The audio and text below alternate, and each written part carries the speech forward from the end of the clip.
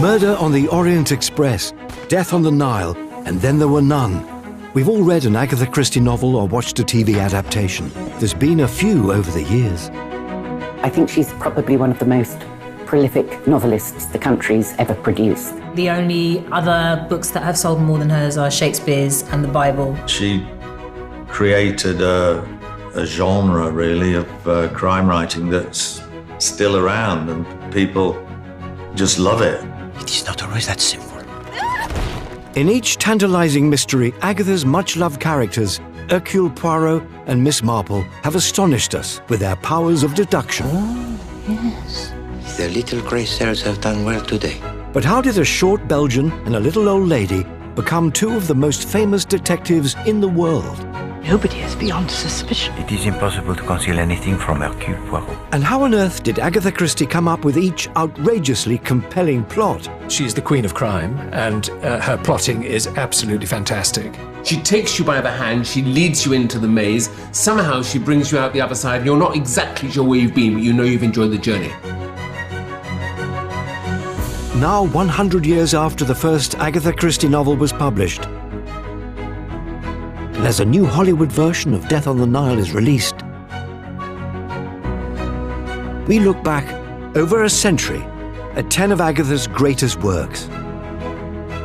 With access to the family archive, I always think of two Agatha Christies. There is Agatha Christie, the kind of global figure, and then there is what we in our family referred to as Nima. She was a lovely, warm, kind person. we hear from the great lady herself. You see, I put it all down to the fact that I never had any education. And reveal the life and secrets of an author who has entertained millions. You start believing one set of things to be true, and then she'll take you on a very windy path. And at the very end, there'll nearly always be a reveal that you simply had never expected. This is a celebration of a century of Agatha Christie.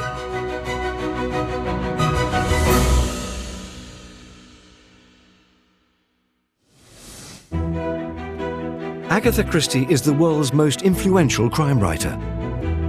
From the classic drawing room, it was him scene, to the clueless sidekick and detective.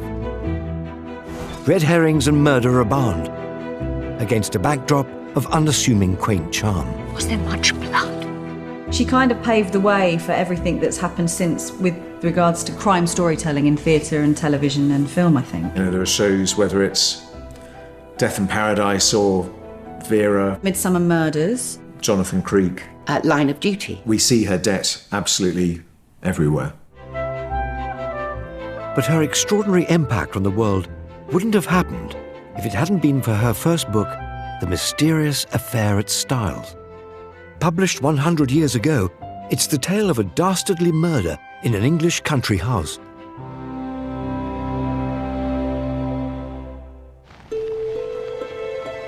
Exactly a century ago, a mysterious, unsolicited package arrived in Vigo Street in central London. Inside was a manuscript for a novel that would mark the beginning of a phenomena that would go on to enthrall billions of people around the world. This was the first novel by Agatha Christie. 4 years earlier, in 1916, the First World War had been raging in Europe. 26-year-old Agatha Christie had recently married husband Archie, and he had gone to fight with the Royal Flying Corps abroad. At home in Torquay, Agatha joined the war effort, working with the nursing corps at a local hospital. To pass the time, she would often write stories. In 2008, the Christie family discovered unheard recordings of Agatha. This archive offers us a fascinating insight. People often ask me what made me take up writing. You see, I put it all down to the fact that I never had any education. But I found myself making up stories and acting the different parts, and there's nothing like boredom to make you write. But one evening, whilst reading detective stories with her sister Madge, a challenge was set. Agatha's sister made a bet with her that she couldn't write or certainly couldn't get published a novel. Agatha took the bet seriously I'd finished the first book of mine ever to be published, The Mysterious Affair at Styles. Aghatha could never have dreamt of how successful she would become, and in particular in this first story, with the creation of the most prolific detective of all time. He was the enigmatic Belgian with a fastidious dress sense and a head full of little grey cells. The Scarlet Pimpernel. It is believed that when this flower is open, it is a sign of a prolonged spell of the fine weather. It is seldom seen open in this country. There were a lot of Belgian refugees in Torquay at the time of the First World War, and that somewhere, somehow, she either saw something or someone that put, as it were, the visual clue into her head. Hercule Poirot appears in 33 novels, 3 plays, and more than 50 short stories. Yet his first appearance in The Mysterious Affair at Styles is not particularly complimentary. Poirot was an extraordinary-looking little man. He was hardly more than 5 feet 4 inches, but carried himself with great dignity. His head was exactly the shape of an egg, and he always perched it a little on one side. His moustache was very stiff and military. The neatness of his attire was almost incredible. I believe a speck of dust would have caused him more pain than a bullet wound. And his appearance wasn't the only unfortunate thing about him. This very unconventional hero had some unexpected traits. Effete. Meticulous. Arrogant. Curious. Sexless. Infuriating. Tricky. As well as a deeply ironic name. Hercule is Agatha Christie's joke, that I remember. She took a little man with a bald head and a strange moustache, an effete foreigner, and gave him the most masculine of names, based on, of course, Hercules. He's not a fully rounded character. We don't know a lot about his past. We don't know a lot about his feelings and his thoughts, but that is sort of the point. His function in the book is to be a kind of extended brain. It is his brain that matters. Not only did Aghatha introduce us to a curious and instantly memorable detective, but she established a genre that has survived a century. That of murder and betrayal in sleepy English villages. It's 100 years since the publication of Agatha Christie's groundbreaking first novel, The Mysterious Affair at Styles, the book that first introduced us to Hercule Poirot. It is set in 1916, during the middle of the First World War. Lieutenant Hastings, an army officer, has been injured fighting on the Western Front. He's invited to spend his sick leave at the beautiful manor house Styles Court by an old friend, John Cavendish. Hastings is staying at Styles, a very beautiful mansion, a very nice long driveway. It really does tick a lot of the boxes that we might expect from Agatha Christie. She's good enough to supply us with a floor plan, which means that we really have to think about the novel as a puzzle. But all is not well at Styles. John's stepmother, Emily Inglethorpe, has recently found a new, somewhat younger husband. Mr. Hastings, my husband. I'm delighted to meet you, Lieutenant Hastings. And the rest of the family are suspicious of his motives. Watch that devil. The characters we see in Styles are probably the type of characters who lots of people think are the archetypal Christie sort of list of suspects and victims, because we have upper middle class or upper class people here. But there are also people who are very interested in things like hereditary wealth and how this is going to work for them. So lots of people who might have a good reason to perhaps change the family tree in a particular way. As she was writing her novel, Aghatha was moved from general nursing work to the more specialised pharmacy, where she began to learn about poisons. This would go on to feature as the murder weapon in many of her stories, and Styles was no exception. When Mrs. Inglethorpe is found poisoned, Aghatha uses her specialist knowledge to cleverly develop the mystery.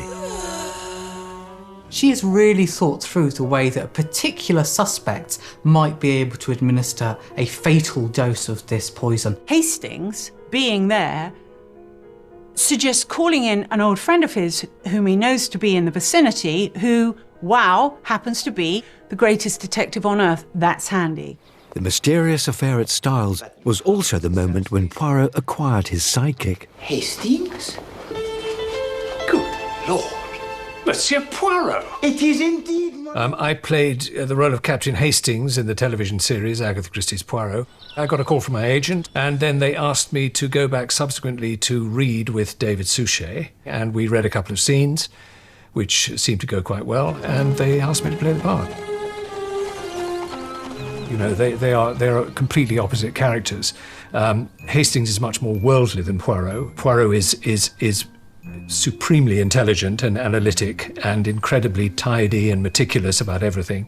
Hastings is quite the opposite. You say to me that Madame Inglethorpe ate very little for supper. Yes. One of those curious little facts, mon ami. We put it here. The detective needs two things. He needs somebody he can talk to, so that he can explain what his thought processes are. But also the author needs that sidekick to misdirect the audience. We are possibly half a step ahead of Hastings, because he'll say something like, if you cannot see in this room what I see, my dear friend Hastings, then you are even more of an imbecile than I thought. And of course we are then tantalised by that. What is it he can see that Hastings can't see? We flatter ourselves we're cleverer than Hastings, but we still can't quite see it. Over the years, the eccentric Belgian detective has appeared in dozens of feature films, with many great actors taking the role, including Peter Ustinov, Albert Finney, and Kenneth Branagh. But it took over 70 years for Poirot to make it onto the small screen, and getting the very first adaptation off the ground was no mean feat. So my mum, who was TV producer Pat Sands, and she had persuaded the estate to allow her, my mum, to put Agatha on the small screen, because Agatha in her lifetime had said, I'm films or nothing. And Mum always described it as going to the board, the Christie board, and giving a sort of an oral examination of her immense knowledge of Aghatha Christie. ITV's Poirot series was first broadcast in 1989 and went on to run for a staggering 70 episodes. Actor David Suchet played Poirot in every one of them, and for many, he has defined the role. It's almost like something weirdly magic is going on, because he seems to me just to actually be the perfect embodiment of Poirot. Whenever I read Agatha Christie now and read a Poirot, I'm afraid I see David. David Suchet's approach to the role has become the stuff of TV legend. He wore a fat suit, and so he had this custom-made kind of wooden thing where he just sort of lean into it, and so in between takes he'd just sort of sit there in this thing and lean and have his cup of tea and stuff. It's well known that he remains in character a lot of the time. I don't think I ever spoke to him on the set as himself. He was the character. When he was having lunch, he was the character. There was a kind of moment of truth when we did Death in the Clouds, some of which was filmed in Paris. There was a big French crew as well as some English. And David came out and said, bonjour, bonjour mes amis. And the first assistant came over and said, bonjour David, and then started speaking French in a really fast Parisian way. And of course David didn't get it because he doesn't speak French that quite as well as you think he does. The introduction of Poirot and his relationship with Hastings were not the only seminal aspects of the mysterious affair at Styles. There was one other groundbreaking element that, like the book itself, almost didn't happen.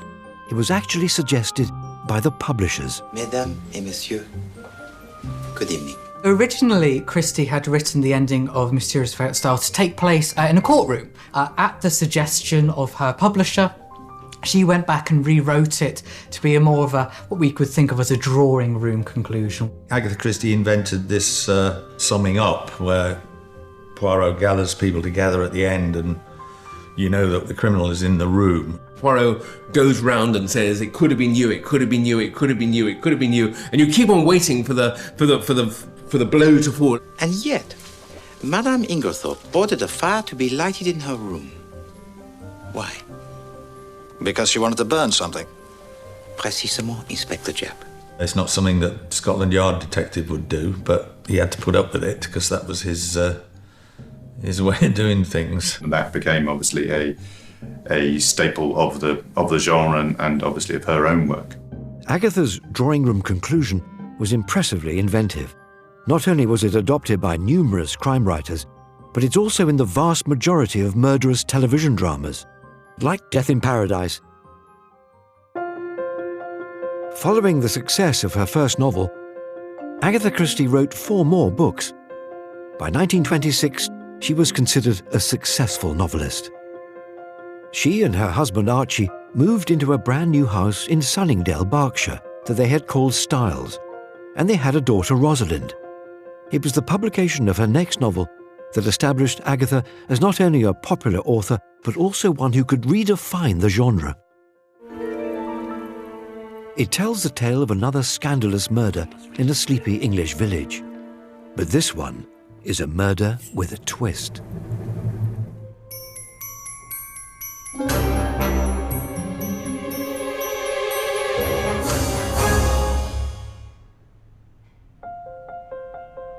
The murder of Roger Ackroyd is significant because it's Christie's most daring crime mystery, and its twist fundamentally changed detective fiction forever.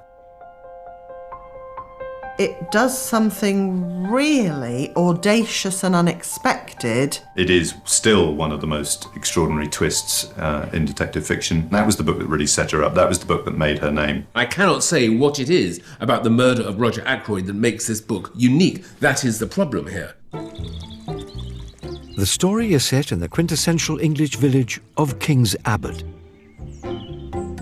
You've got the 2 big country houses. One is Roger Ackroyd's, one belongs to a lady called Mrs. Ferrers, and they've been having a bit of a thing. And then it turns out that Mrs. Ferrers has killed herself.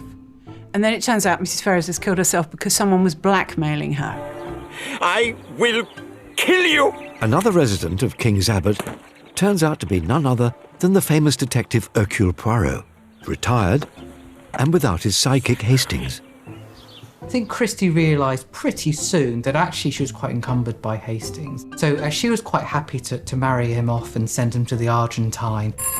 The murder of Roger Ackroyd is narrated in the first person by Poirot's neighbour, Dr. Shepherd. Not Shepherd. Dr. Shepherd, in the book, plays the Hastings role. He accompanies Poirot. He knows a certain amount of what Poirot's thinking. The friendship between Poirot and Dr. Shepherd, who is so desperate to help him solve the crime, is a really interesting one, particularly in the light of what happens. And you've also got Shepherd's sister, Caroline. I saw something quite peculiar just now. Really? She knows everything that's going on in this village. He was talking to a girl. And if she doesn't know it, she's jolly well going to find out. No, the fewer people disturb this room, the better.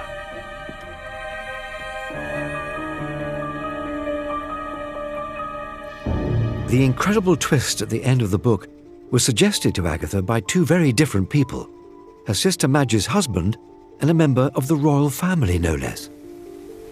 The murder of Roger Ackroyd has been a very decided success, partly because of having found an original twist for a detective story plot. This, which I must say, I owe mostly to my brother-in-law's chance remark. As a matter of fact, the same idea, though in a different form, was suggested to me by no less a person, Lord Louis Mountbatten.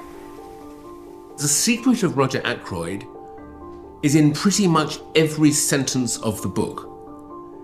And I read it a second time simply to see if there was a single sentence that was fake or which lied to me. And I can tell you there isn't. I think it's a brilliant book to reread because to see how she has placed those clues, it's just exquisite. Adapting the book for television Are you all right, Chief Inspector? was not a challenge for the faint-hearted. I've adapted many Agatha Christie short stories and novels, and they each had different challenges. Actually, when you deconstructed them, trying to reconstruct them again and nail them to the screen, as it were, was often quite difficult.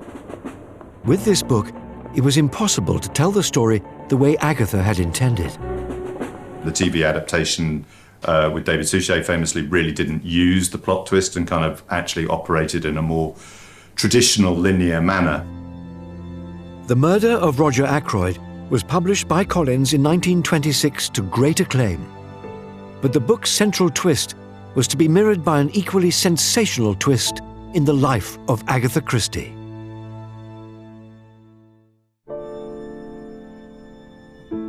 In 1926, Aghatha Christie published The Murder of Roger Ackroyd. The book was hailed as a triumph and propelled her to superstardom. But her personal life started to fall apart. It's always seemed odd to me that Murder of Roger Ackroyd comes out this great triumph in 1926 because that was the year her life went so spectacularly wrong. Just after the publication of Roger Ackroyd, Agatha's mother died. She absolutely worshipped her mother, Clara, this little woman but with such a force. She was a perfect mother, really. While Aghatha was clearing the family house of her mother's belongings, her husband Archie turned up with devastating news. He wanted a divorce. The sense of betrayal was like a scene from one of her own novels. Archie met someone else, and things just, fell to pieces. Must have been desperately low. And so, Archie couldn't have chosen a worse moment. This was the beginning of an extraordinary series of events in her personal life that would develop into one of the most enduring real-life mystery stories of the 20th century. On the 3rd of December 1926, the then 36-year-old Aghatha left her home in Sunningdale, said goodbye to her sleeping daughter, and then drove off into the night.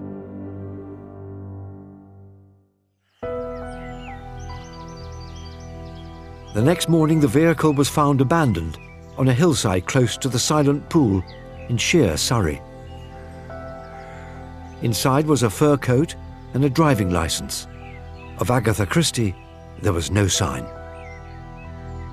The media reaction to this was extraordinary. In some ways, this catapulted her to another level of fame. It was a massive story. Thousands of people went round the country searching for her. Lakes were dredged, all those kind of things. After 11 days, Aghatha turned up at a hotel in Harrogate. She refused to speak about the incident and was put off doing publicity for the rest of her life. Now, exactly what happened between her leaving Sunningdale and turning up in Harrogate, no one knows. It's actually a bigger mystery than any of her books. Throughout my life, I've always hoped that there is an envelope that will be passed down through the family and that one day I will get it. I suspect there isn't, but I guess my father may have it still, and I may get it one time, or my sisters may get it. I don't know. The Murder of Roger Ackroyd is widely held to be the greatest crime novel of all time. But Aghatha was tiring of Poirot. She began to look for a new hero and was inspired by one of the characters she had created in Roger Ackroyd. Why, Hercule? Madame Shepherd. Isn't it terrible about poor Parker? The character of Caroline Shepherd was one of the inspirations behind Agatha's new literary detective, and she first appeared in our next novel.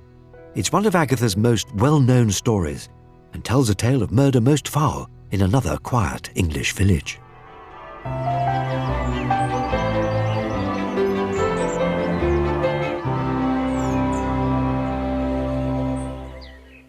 One thing I love about the novel, her enjoyment of the story she's telling leaps off every page. Aghatha Christie's new detective was none other than an elderly spinster, Miss Marple. Nosy. Suspicious. Skeptical. Inquisitive. Self-effacing. Just granny-like. Fluffy on the outside. Machiavellian. This brilliant, brilliant concept of the little old lady who's got a better brain than the head of Scotland Yard.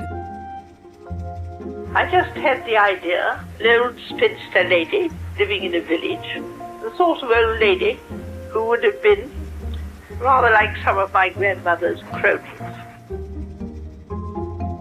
After her life had gone so spectacularly wrong, I think possibly it was a comfort to recreate the women of her childhood. That she had this in common with my grandmother, that although a completely cheerful person, she always expected the worst of anyone and everything, and was with almost frightening accuracy usually proved right. Nothing goes past you, Miss Marple, does it? Hardly ever.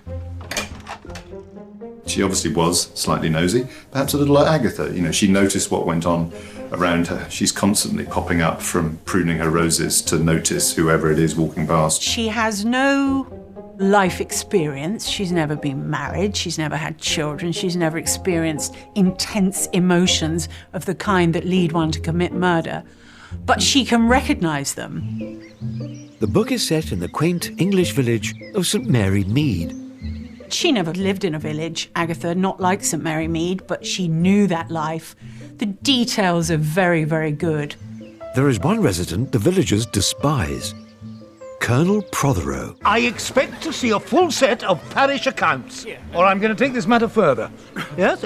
Is that quite clear? Everybody loathes him. He's making enemies left, right and centre, so he's kind of got an arrow saying victim pointing to his head. And then, oh, hello, in the village there's this kind of glamorous young man painting everybody. I forgot you were coming. The usual stuff going on there. Is he doing Mrs. Prothero too? You've also got this beautiful kind of chorus transposed to the English home counties of the old ladies. Miss Hartnell, Mrs. Price Ridley, Miss Weatherby, whatever, they were completely in charge. The vicar's terrified of them. The colonel is discovered in his study, shot in the head. There are some really obvious suspects. In fact, a couple of people who step forward and say, actually, I did this. A very bold piece of misdirection as to the culprit, but it comes down to a beautiful simplicity in the end. Miss Marple first appeared on screen 32 years after Murder at the Vicarage was first published. She was played by Margaret Rutherford and Angela Lansbury on the big screen. Then in 1984, the BBC adapted all the original Miss Marple stories, starring Joan Hickson. Joan Hickson, who I thought was wonderful. Joan wasn't a big enough name to be in the films, but she did have a letter from Aghatha Christie saying, "You are my perfect idea of Marple." Oh, look very shocked, Vicar. Come and sit down. I remember watching Joan Hickson thinking, she is so good. In the 21st century, ITV brought back Miss Marple, first of all with Geraldine McEwen and then with Julia Mackenzie. Geraldine McEwen's is much more broad. Julia Mackenzie goes back to that sort of original idea, that actually she sits around in the background and really observes and doesn't draw attention to herself. Miss Marple was an instant hit with the public, both in the adaptations and in the original novel. The post-World War I public were comforted by this unconventional, matriarchal detective. By 1928, Agatha and Archie's divorce was finalised. She was allowed to keep his surname, but after the scandal of her disappearance, she was constantly hounded by the press. Agatha left England and headed east to Baghdad. She heard about, that part of the world and decided that she'd like to go there. I think this sums up her kind of adventurous spirit. It's hard to imagine now, but I think you should. Is that how brave she must have been at a time when a woman travelling that far, on her own would have been very rare. In Iraq, Agatha discovered a love of archaeology. She returned to Iraq for a second time, and that's when she met a dashing young archaeologist called Max Mallowan. They fell in love, and as soon as they got back to England, they were married. Throughout her travels, Agatha continued to write. One book in particular was influenced by her trips to Baghdad. It was full of glamour and intrigue, and it would go on to inspire 2 blockbuster Hollywood movies. Because instead of traveling by steamship, Agatha decided to take the train.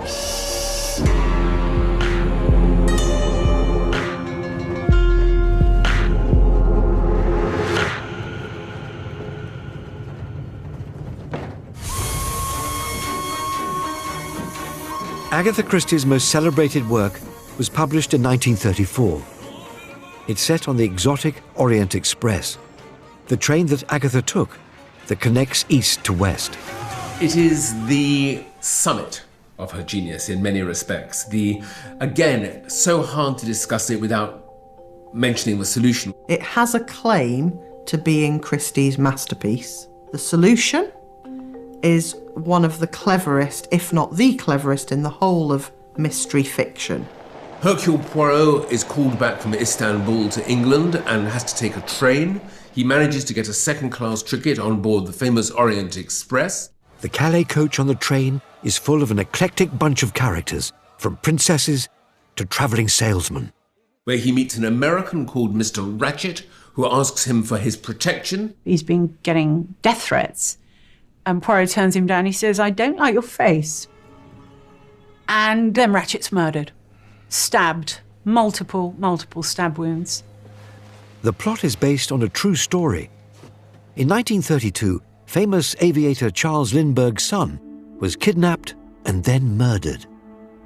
Tragic story that Agatha Christie had most certainly read. And there was also the case that she found herself on a train that, due to rain, not snow, was caused to stop for a great deal of time. So she put those two together to create this masterpiece. The weather has stopped the train. No one can escape. There's very much a sense of that claustrophobia. In the book, Agatha cleverly traps her cast of characters in the enclosed environment of a train carriage. The detective Hercule Poirot believes that the murderer is still on the train with us. It becomes apparent that no single one of the passengers can possibly have done it, because everyone is alibied by at least one other person. Throughout the story, the reader is teased by the terrible kidnap and murder that happened a couple of years before. This is a complex case that actually is not as straightforward as somebody killing just for perhaps financial gain.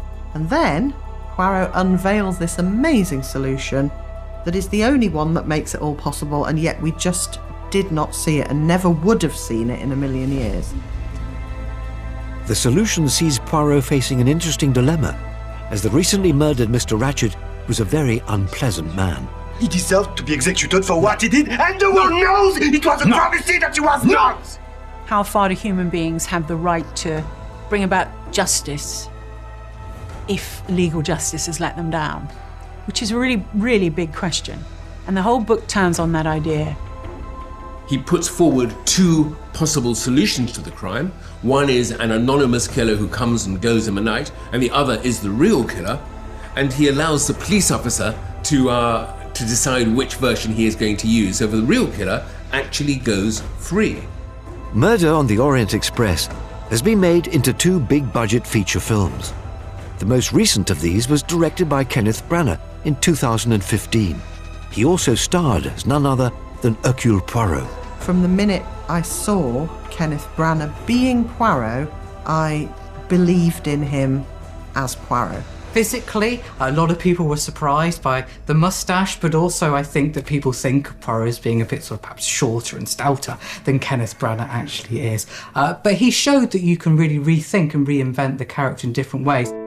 But back in 1974, director Sidney Lumet was the first to persuade the greatest actors of the day to jump aboard his epic production. I think Sidney Lumet did us a huge favour with Murder on the Orient Express, because he kind of set up that genre of the all-star murder mystery.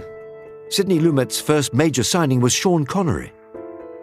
And as soon as he got Sean Connery, then everybody else kind of said yes and came. Albert Finney's one and only portrayal of Poirot was thought to be closest to Agatha's version, clever, egotistical and vain. My first ever experience of watching a Poirot in anything was Albert Finney in Murder on the Orient Express.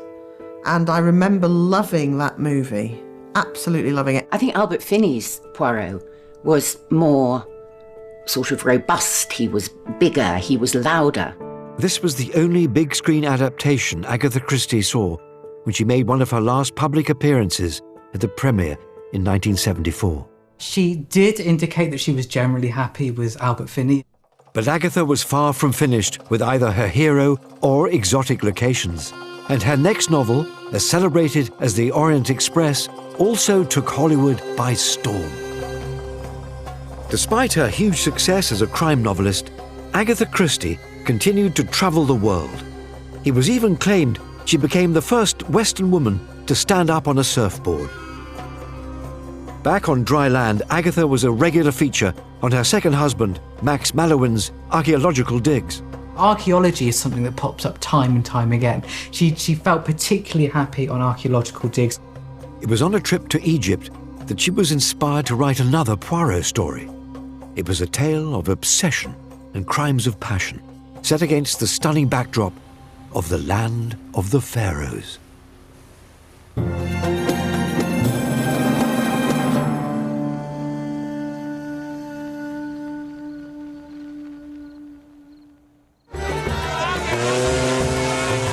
Death on the Nile is one of Agatha's shortest books, but the exotic setting and well-drawn characters make it one of her most famous.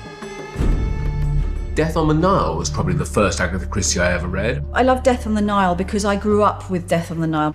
This is as good as it gets in terms of detective fiction. Death on the Nile tells the story of wealthy American socialite Lynette Doyle, who steals and marries her best friend's lover. They then go on honeymoon to Egypt. But they are joined by the young man's ex, who is obsessed with him. Lynette! What a simply divine surprise. We just can't stop bumping into each other, can we?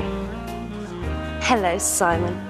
But there's something really, the beating heart of that story, the love triangle, that story of betrayal and what you'll do for love, is really powerful. This is another of Agatha's closed mysteries. This time, she traps her characters on a seemingly tranquil cruise down the Nile. In the course of this cruise, there is an altercation. Mr. Belfort! Shoot you like a dog, like the dirty dog you are! She shoots him in the leg, and while everybody is crowding round and a fuss is being made about this event, Lynette cops it. Fortunately, one of the fellow passengers is none other than Hercule Poirot. There are a lot of people who've got motives for Lynette, so it's a classic in that way. But the solution does something different and inventive. Death on the Nile was first adapted for the big screen in 1978. Peter Ustinov made the first of 6 big screen appearances as Poirot. His portrayal was thought to be more light-hearted and bumbling. I love the Peter Ustinov Poirot. It's maybe a bit left field, but I absolutely adore him as Poirot. The Ustinov Poirot is much more sort of gentle. It's somebody who'd much rather have at a dinner party. You can see a lot of Peter Ustinov in this sort of, as a famous raconteur, you can see a lot of that in his version of Poirot. Like Murder on the Orient Express, this film attracted an all-star cast. It's cast to the hilt. Well, we'll get Maggie Smith, we'll throw her in, we'll get Bette Davis. So you again got that very stellar quality to the whole thing. In 2020, Kenneth Branagh reprised his role as Poirot in another lavish, star-studded production. We're incredibly excited about the new feature film version of Death on the Nile. So we worked closely with Michael Green, who adapted the book and also wrote Murder on the Orient Express.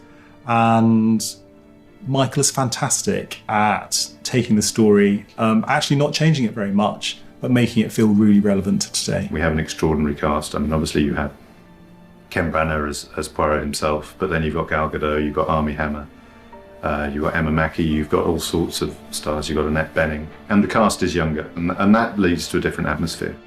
I think fans will enjoy it a lot.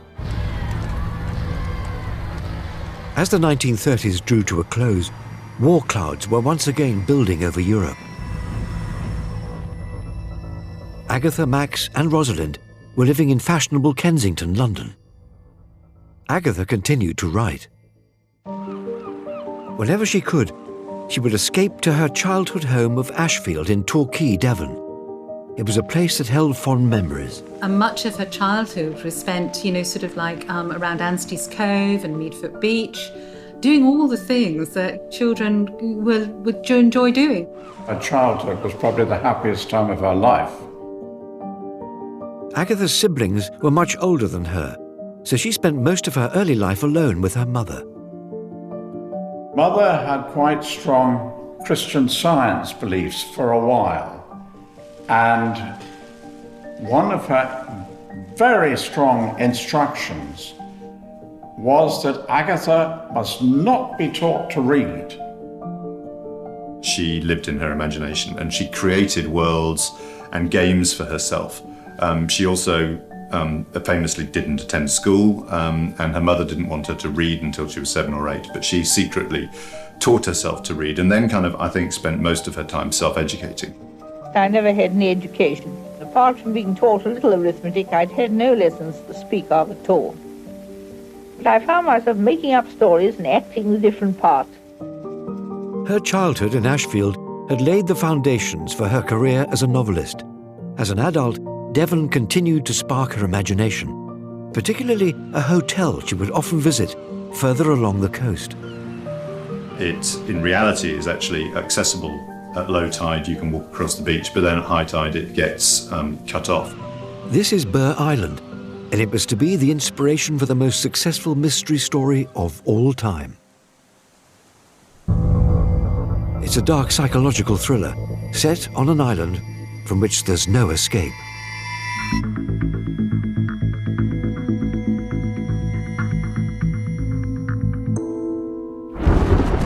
I mean, if I was going to put my list of 3 greatest murder mysteries ever written, I think we should almost certainly be on it. It's a absolutely kind of irresistible formula. It doesn't feature Poirot, it doesn't feature Miss Marple, but it came out of her mind. I wrote the book because it was so enormously difficult to do. The idea fascinating, and it is a very difficult technical accomplishment. I wrote the book, and I was pleased with what I had made of it. It was clear, straightforward, quite baffling, yet had a perfectly sound and reasonable explanation. And Then There Were None is another Christie closed mystery. It's 1939, and Europe teeters on the brink of war. 10 strangers are invited to Soldier Island, an isolated rock on the Devon coast. A group of people who do not know each other have all been invited for a sort of a weekend party by a man called U.N. Owen. You are charged with the following indictments. And on the first night, a phonograph is played. Armstrong, that you murdered Louisa Mary Lees. And a voice accuses them all of having committed a murder. They've all killed somebody. So this is payback. One by one, the guests are murdered. With no Poirot and no Marple to help them, the guests try to work out who the killer is.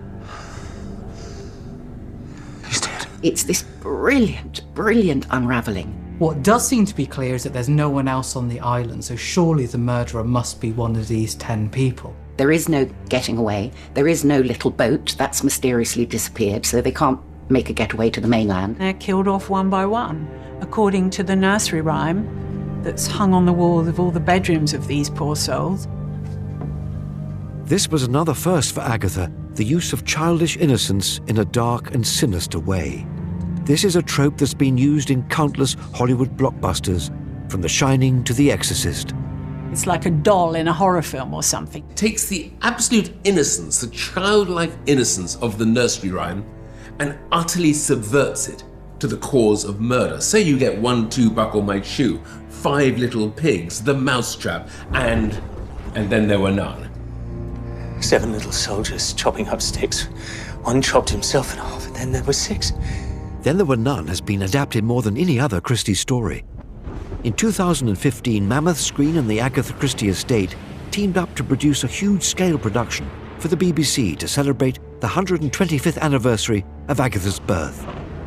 It was an amazing project to start with.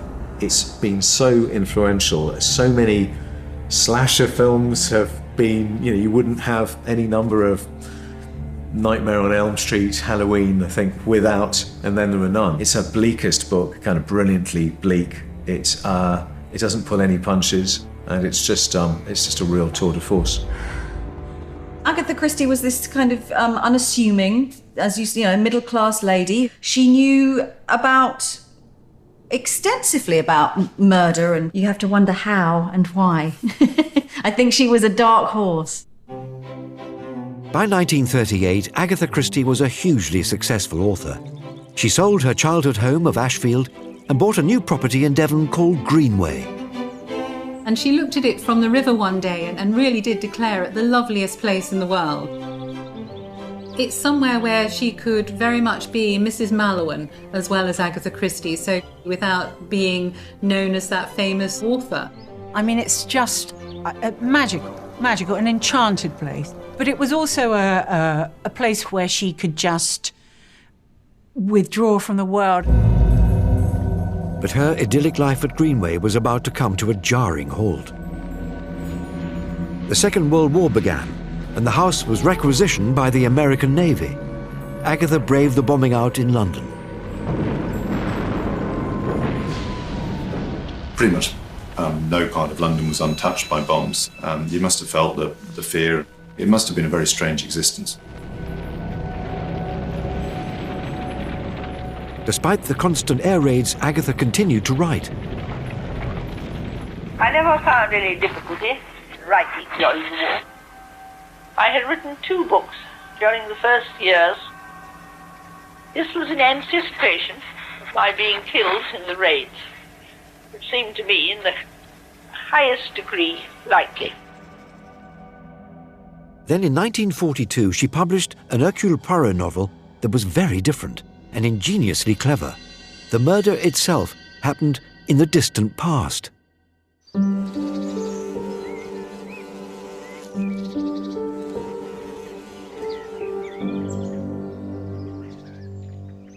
Of all Agatha Christie's books, I think it is fair to say that Five Little Pigs has by far the most memorable murder.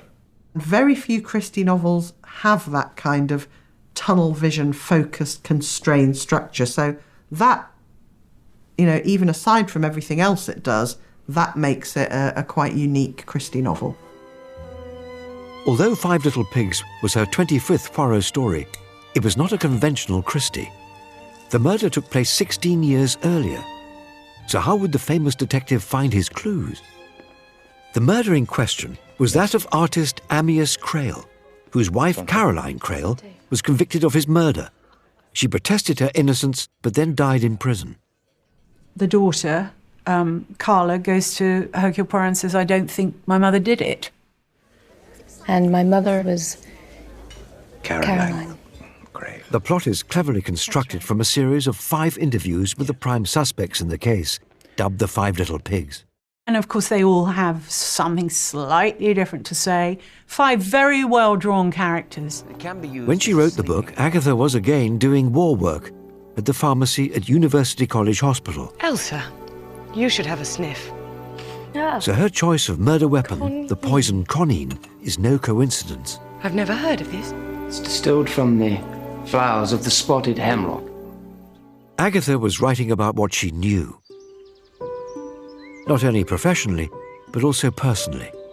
The location of the story is unmistakable. She has a murder at what they call the Battery, and that's where he dies.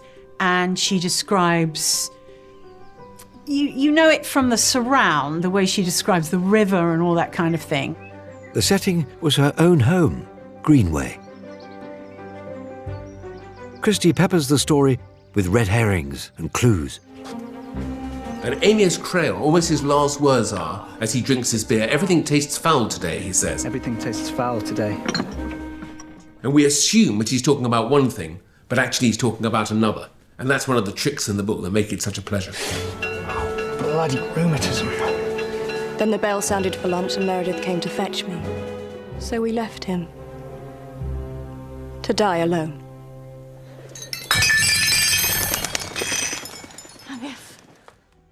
It is a brilliant piece of construction, the way the 5 different versions of events come together and Poirot works out from what was said and what was seen, and particularly what was on the look on the artist's face just before he died.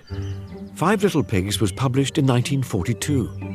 2 years later, and Europe was at peace again. But the England of the late 1940s was a very different place. Values were changing, and this was reflected in a Miss Marple story published in 1950. It's a slightly comical look at a changing country. Yet it tells the story of an incredibly audacious murder.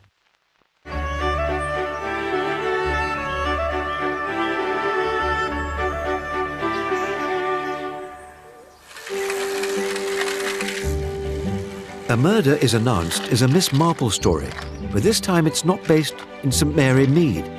This novel is based in the village of Chipping Cleghorn. So what I love about A Murder is Announced is that it's set in a sleepy post-war village with all these very kind of charming village types. So A Murder is Announced starts with an advert in the local paper saying there will be a murder in this house at this time in this village. There's going to be a murder. What time? 7 o'clock this evening. Short notice. So the reader immediately sees all these villagers reading the local paper and going, oh, look, it says there's going to be a murder at Little Paddocks. Listen to this! In the Gazette. A murder is announced and will take place on Friday, October the 5th at Little Paddocks at 7 p.m. Then it cuts to the owner of Little Paddocks, who reacts in much the same way. Oh, look, it says there's going to be a murder here at my house. Yes, I better go and see if there's any sherry in the house. Everybody is terribly interested by this, and so finds any excuse that they can to turn up to see what's going to actually happen. Is there going to be a game? Well, good evening. Good evening. Good evening. Evening. Good evening, Miss Blacklock. Good evening. This is jolly nice, isn't it? Here we are. Indeed, we are. I just popped in to see whether you might be interested in a kitten. A kitten. To pretend they've got another reason to turn up. How are your hens laying? How's this? How's that? And then somebody turns up and says, oh, am I too late for the murder? Hello, Miss Blacklock. I'm not too late, am I? When does the murder begin? It's nicely done. It's amusingly done, because that is actually just what would happen. And it starts like a game, like Murder in the Dark. It's beginning! Archie! At the appointed time, the lights go out. Stick 'em up, I tell you! Isn't it wonderful? I must say it's quite impressive so far. And someone is found murdered, but not necessarily the person you would expect. Good God. What is it? The man's dead. We have to start to wonder who has manipulated this scenario, and surely somebody who turned up to Little Paddocks that evening must be our killer. Conveniently, Miss Marple happens to be staying at the local hotel, and she joins the investigation. She knows these people. She knows this setup. You know, Inspector, some of the best murderers are women, especially in an English village. You turn over a stone, you have no idea what will crawl out. The story weaves its way through a maze of double identity and trademark Christie red herrings. It's a great detective story. I think it's one of the great detective stories in terms of the plotting. Every single crucial clue is absolutely there for you to see, and you do see it, but you don't work it out. As with most of Agatha's novels, the setting of A Murder is Announced is a reflection of British life at the time she was writing. It is a really interesting portrayal of post-Second World War Britain, some of the hardships, the rationing that was going on, and people who maybe before the war had a certain style and standard of living, and suddenly things aren't as easy. It's a world of rationing and coupons and immigrants from Europe. All the old hierarchies are sort of falling apart a bit. They know a way of life and they're desperately trying to keep it up, and it's getting more and more difficult. They're all after the same one cleaning woman. In 1985, the BBC adapted the novel as part of their first season of Miss Marple's stories. This was Joan Hickson's third appearance as the amateur detective. Miss Marple! I think we called her Miss Hickson. I don't think we called her Joan. Or maybe you called her Joan after a while, but not till you were invited. And I'd come here, pretend to be Julia, and keep peace in the camp. No, it was completely awesome. I mean, the whole thing was awesome. My parents split up 3 years after they were married. They split us up too. For an English actor, it's a sort of rite of passage to be in an Aghatha Christie. I feel very honoured to have been in them 3 times. And she just writes such glorious characters. But a new era was approaching. As the 1960s began, a 70-year-old Aghatha Christie found the world changing rapidly around her. And those changes were a huge influence on her next novel. a supernatural thriller populated by witches and poison. The dawn of the swinging 60s saw the publication of a very different type of Agatha Christie novel. This was a dark thriller, set against a backdrop of witchcraft in an English village and in fashionable London.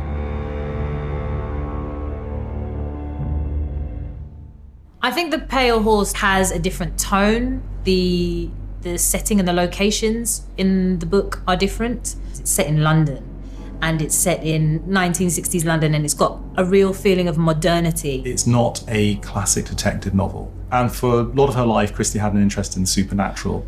And this is the book where the supernatural meets murder mystery. The Pale Horse is a Christie novel with no Marple and no Poirot. Instead, it tells the story of historian Mark Easterbrook, who gets drawn into a supernatural world in the strange village of Much Deeping. Do you want your fortune told? It starts out feeling like, the sort of atmosphere is so kind of spooky and ghostly, and there's all this, magic and supernatural illusions. The village is full of unusual goings-on that Mark has to unravel. His name is on a list of people, most of whom have already been killed. Do you know anyone on this list? Ormerod, Sanford, Hesketh, Dubois, Shaw, Tuckerton, Ardingly. Mark becomes embroiled in trying to figure out what this list means, who these people are, what the connection is between these people. The names on the list lead Mark Easterbrook to 3 witches. They are somehow connected to this list, but we're not quite sure how. What do you want? I want you to set me free. I played Theresa Gray, and she is one of the 3 witches. She's very good at sort of mind reading. All we do is read cards and tea leaves. What if that's all we can do? The main kind of suspects are the witches because of their links to the supernatural, and that is something that naturally brings about a sense of fear in people. The Pale Horse was first adapted for TV in 1996 and again in 2010. This second adaptation was markedly different from the novel, as it added Miss Marple, played by Julia Mackenzie, to the story. Then in 2019, screenwriter Sarah Phelps adapted the novel into a 2-part series. This adaptation also changed much of Christie's original plot. I think it says something about the strength of Agatha Christie's novels, that something like Pale Horse has been adapted 3 times. Those adaptations are all very different from each other. Sarah she took some liberties and made some changes. And I think it's kind of a fantastic example of how Christie stories can be adapted and work in different ways at different times. But not all of Christie's fans agreed. There's definitely a mixed response, and there's always going to be with things like this. That upsets a lot of people because that's what they've come to know, and that's what they've come to love. But there's also going to be a group of people who are huge fans who are excited to see what else can be pulled out of these classics. I think there is an argument to be had that by taking her original stories and maybe making them more pertinent to a modern audience is a good thing. London at the dawn of the swinging 60s features strongly in the novel. It was a world that Agatha was gradually coming to terms with. And you can see the times that she's writing in, but you can also see how she's, how she's aging, and you can see her kind of tutting in the background as young women are walking down the King's Road in short skirts and behaving in ways that I think she probably thought were pretty scandalous. And I think that's a nice side of her that comes through. Goodbye, Mark. Don't ever come here again. By 1975, Agatha Christie had been a published author for 55 years. Hercule Poirot was still her most popular creation by far. But during the Second World War, Agatha was convinced that she wouldn't survive the bombing. She was so concerned that she had written Poirot's final case, entitled Curtain, and locked it away in a bank vault, to only be released after her death. What actually happened in the mid-1970s was that it became clear that Agatha Christie, who was in her 80s by this point, was not going to be well enough to write another Hercule Poirot novel, and she wasn't particularly interested in doing it. And so her daughter, Rosalind, actually broached the subject and said, perhaps we want to think about publishing Curtain. And so, with her mother's permission, they dug out the typescript, and it was published at the end of 1975. Curtain was to be Poirot's most surprising and controversial of cases. The murder is without a doubt the most shocking of Agatha's career.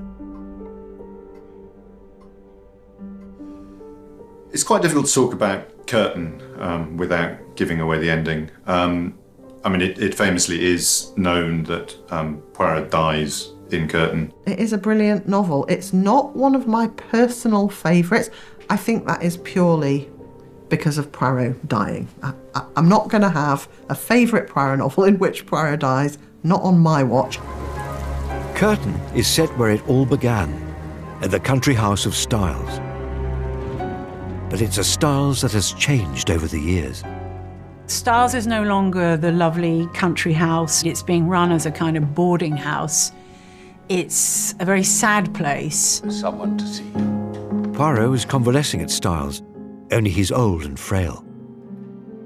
In Curtain, Poirot is very much reduced as a character. He's in a wheelchair, he's shrunken, he's very, very old-seeming. The very frail Poirot who we witness in this final adaptation is somebody that is a real sort of gut punch to those of us who've known him for nearly 25 years at this point. Hastings. Oh, Hastings, my dear, dear Hastings. Poor old chap. Oh, mon ami, mon ami. What Agatha does is she brings back Hastings, which is absolutely the right thing to do. Because Hastings in this book is a really good character. And how are you? Me? I am a wreck, no, a ruin. Hastings has been in Argentina with his wife, comes back from there a widower. And so you see the affection between the two and the respect. The plot is loosely based on Shakespeare's Othello, where the character of Iago has a devilish knack of manipulating people to commit a murder. Agatha Christie uses Shakespeare a great deal in her work. She's always referencing Shakespeare in one way or another, and this book, without giving anything away, references Othello in an extremely clever way. Like Five Little Pigs, the various murders in Curtain all took place in the past, except one. And this is the most shocking. Is a highly unusual one. I mean, it's a really interesting reason to kill somebody. You might even say a good reason to kill someone. And of course, that's bound in with the identity of the killer. And it comes, the book ends with a really extraordinary twist. You feel that Agatha Christie has managed to achieve every single twist that is possible in the course of her long career. But with Curtain, she finds a new one. The poison works and must be stopped. Curtain was also the very last episode of ITV's Poirot. It ran for an incredible 13 series and 70 episodes. It was very moving to be part of, because partly because it was the end of a very long series, a very long commitment. For actor David Suchet, this was the last in a long line of TV dramas. How are you, old chap? Playing the Belgian super sleuth. Not dead yet. I remember the last scenes that we played where I would be sitting at his bedside talking were very moving and quite difficult to do, in actual fact, because it became quite emotional. It was such an amazing achievement for David, and we were so happy for him to complete it. It was a bittersweet thing. It was sad.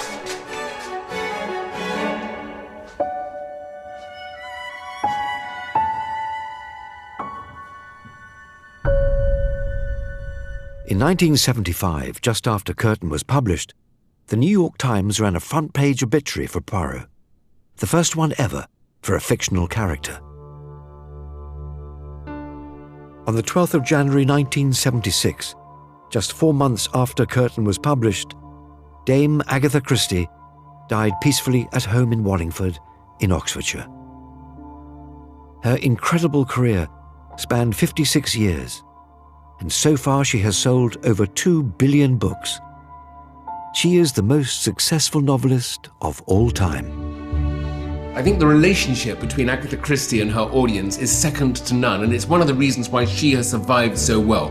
In ways of navigating our way through the 20th century, I think Agatha Christie is actually really important. She chronicles our lives with wit and murder in this very accessible way, but it's a real kind of chronicle of Englishness. Christie's top priority is telling you a gripping and entertaining story. I think she would have been amazed that we're talking about her 100 years on.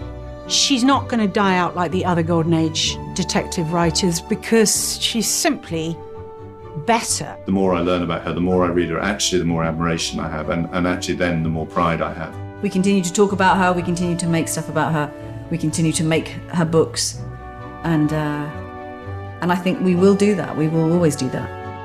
Agatha Christie will continue to inspire those who read her books and watch her adaptations around the world. Her legacy will live on in countless versions of discerning crime fiction. Her enduring appeal has been resolute over a century, and undoubtedly the Queen of Crime will challenge and provoke us for at least another century to come.